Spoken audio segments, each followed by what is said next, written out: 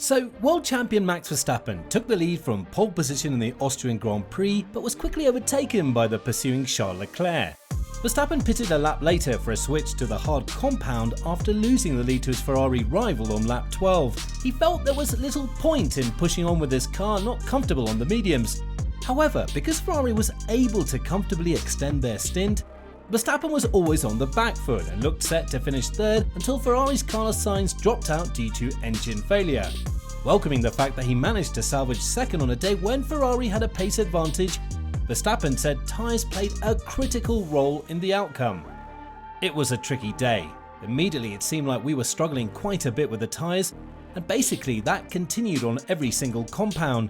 Too much degradation to really attack Charles especially, but nevertheless still second place is a good result for us on a difficult day. Now Sergio Perez, his teammate, did not have the same luck, colliding with Mercedes driver George Russell while fighting for fourth place on the first lap, with Russell hitting the side of the Red Bull on the exit of turn 4, sending the Mexican off. Russell received a 5-second penalty for the incident, while Perez was forced to retire from the race due to damage to his Red Bull. The Mercedes driver, who also required a front wing replacement following the collision, fought back to finish fourth in the Austrian GP but felt cheated because he had nowhere to go on the inside of the corner. I've looked at the video and I think it's harsh. You're racing at the start, cars are everywhere. Checo did a bold move going around the outside like that. Obviously he's done it before, but he did it with Valtteri yesterday, and Valtteri had to get right on top of the curb to avoid him, which is exactly what I tried to do. But with Carlos ahead of me, there's only so much you can brake and so much you can steer. And ultimately, I had nowhere to go. Sorry to him to end his race. There was probably more room on the outside for him, and as I said, I was doing everything I could. And as soon as he got to a certain point, I knew it was inevitable because I was already at the limit of my car. So it's risk versus reward, and he had this with Lando last year. It was very close with Valtteri yesterday. The move with me today was exactly the same as these other two, so it was one of them. Perez took a different stance on the incident, believing Russell lost control of his Mercedes, causing the collision despite having given enough space on the track. I was clearly ahead. It was up to George to really control his car, which he clearly couldn't, and we ended up making contact. There was nothing else I could have done. I gave him enough room. I was already very close to the gravel to make sure he had enough room for both of us to make the corner. For the standards of George's level, I'm very surprised at that manoeuvre, but anyway, it's very disappointing for me and a very disappointing result for our team because clearly today there were a lot of opportunities. But the Austrian Grand Prix was a concern for Red Bull for an entirely different reason. Max Verstappen started the event on top by claiming pole position and winning the 23-lap sprint, but still lost out to Charles Leclerc in the 71-lap main event. Red Bull team principal Christian Horner praised Verstappen's second place finish as crucial point, but lamented Ferrari's turnaround on Sunday. Ferrari, congratulations to them today. They had a quicker car through the majority of the race. Max was coming back at the end, but our tyre degradation was higher from halfway through the first stint, and it was hard to combat that. Now asked if this was something Red Bull experienced in the sprint, Horner said, "Nowhere near what we saw today. Ferrari just seemed lighter on the tyres. Obviously they had a pace advantage, and then that gives you more strategic options." Now, Horner went on to say that Red Bull must now dive into the data and learn everything they can before the next round of the season in France. Our pace at the end of the race, we still got the fastest lap, but we didn't have the range that we had yesterday, and that's something we obviously need to understand. Over those two races, we've only given away 5 points with Max, so it's not too bad. Red Bull Chief Advisor Helmut Marko agreed, was surprised by the sudden change in pace. After the superior days before, it came as a surprise. On the last set, everything worked again with the wear and temperatures. It was very strange. We don't understand that yet. I hope we can solve it, but we'll settle for second place for now. Nonetheless, Red Bull had a silver lining when Ferrari's Carlos Sainz retired late in the race. The British Grand Prix driver was third and closing in on Red Bull's Max Verstappen when his Ferrari engine failed spectacularly on lap 58 of 71.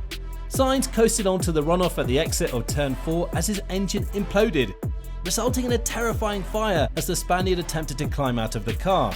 The failure was a bitter blow because a charging Sainz was on his way to passing Verstappen and completing a Ferrari 1-2 led by teammate Charles Leclerc. Sainz admitted there were no warning signs that his engine was about to fail, and he was left to lament a huge opportunity for the Maranello team. As soon as it happened really, there was nothing coming from the engine that this was about to happen. It was very sudden, and I'm a bit lost for words because it's a big loss on points it would have been a huge result for the team. I think it would have been an easy one too. There is damage for sure, which is not ideal. It's something that we need to look at. The pace was there, the degradation was very low on our car, we were fast, so I'll take it and turn the page as soon as possible. This is the latest in a string of Ferrari engine failures this season, which has cost the Scuderia valuable points in both the Drivers' and Constructors' Championship races. It could also come back to haunt Sainz later in the season, with engine penalties looming after he most likely lost an engine from his pool. Sainz also felt this engine failure was more difficult to accept, given Ferrari's pace advantage over Red Bull at their home circuit. For sure, it's more difficult to take because we were about to cut the points to the leaders of the championship, both Max and Red Bull. We were about to do a very big result for the team and one of the cars DNF'd, so it's heartbreaking, but we need to keep pushing, there's a long season ahead.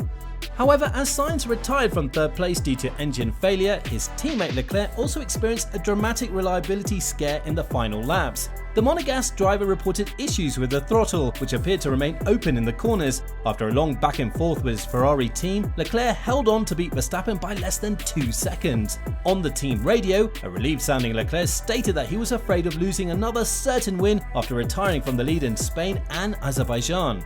Following that, Leclerc explained that this throttle pedal remained stuck in the corners between 20 and 30%, making the final few laps extremely difficult to manage. It was a really good race, the pace was there at the beginning and we had some good fights with Max. And the end, it was incredibly difficult. I had this problem with the throttle and it would get stuck at 20 or 30% throttle in the low speed. It was very tricky, but we managed to make it stick until the end and I'm so happy. Now, when asked if he became concerned after seeing Sainz's car go up in smoke, Leclerc admitted Ferrari's reliability track record was on his mind. Yeah, weirdly it was more or less at the same time, so of course, I had it in my mind. I knew it was not a problem with the engine because it was really the pedal that was feeling weird. First at pickup and then at the end it would not come back to zero, but luckily it went until the end of the race. Leclerc won for the first time since the Australian Grand Prix in March, snapping an 8-race winner streak caused by reliability issues and questionable strategy decisions, while title rival Verstappen extended his lead in the drivers' standings. Leclerc admitted he needed a third win in 2022 after taking 5 points away from Verstappen over the Austrian GP weekend. I definitely needed that one. I mean, the last 5 races have been incredibly difficult for myself, but also for the team, obviously. And to finally show that we've got the pace in the car and that we can do it is incredible, so we need to push until the end. So, what are your thoughts on the current state of the battle between Red Bull and Ferrari? Will Ferrari be able to address the reliability issues that arose during the recent Grand Prix? We'd love to hear from you in the comments section below. Thank you for watching. If you liked the video, please consider liking and subscribing to the channel, and don't forget to click the bell button to be notified of future videos.